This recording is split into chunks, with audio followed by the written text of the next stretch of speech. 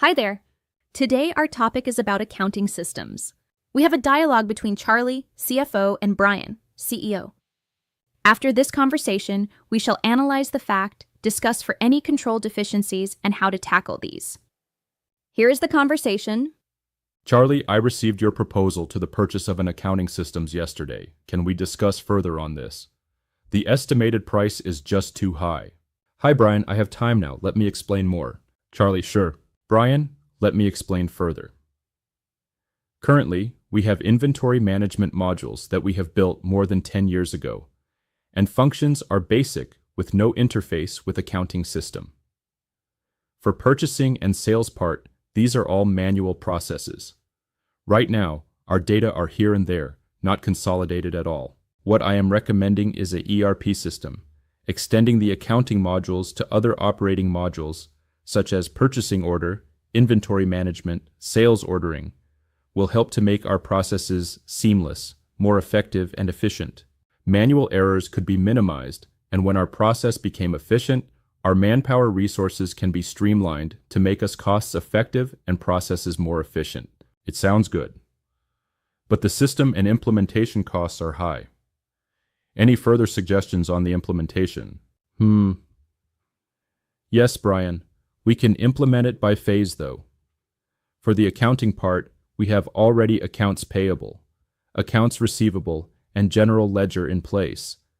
The additional modules to be added are the expense claim workflow approval, fixed assets, and budgetary control modules. Out of these three modules, the expenses claim workflow is of higher priority. Currently, our expenses approvals are in email format, where approvals are difficult to trace and supporting documents need to be printed. With this approval workflow, we can set up the flow with reference to the approval matrix under delegation of authority policy.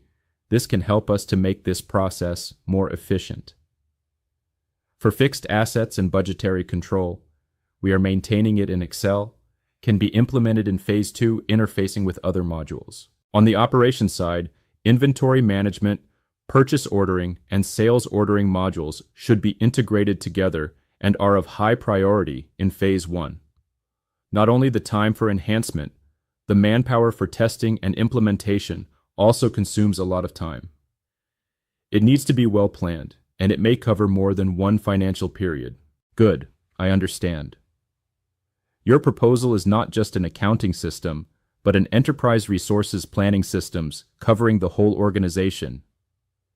Data across modules are integrated and are more reliable. Okay, please update the proposal with a more detailed project plan with milestones and timeline.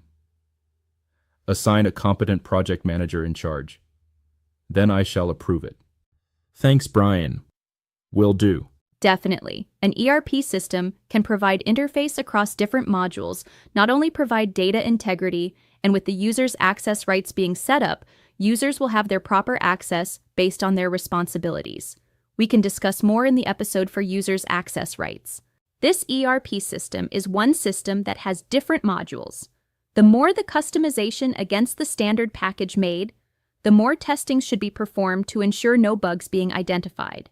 Usually, an ERP system already have standard reports being built in. Some customization could be made to cope with the customer's requirements. Some companies will choose to add modules from another supplier and interface with the existing accounting system to form a self-built ERP system.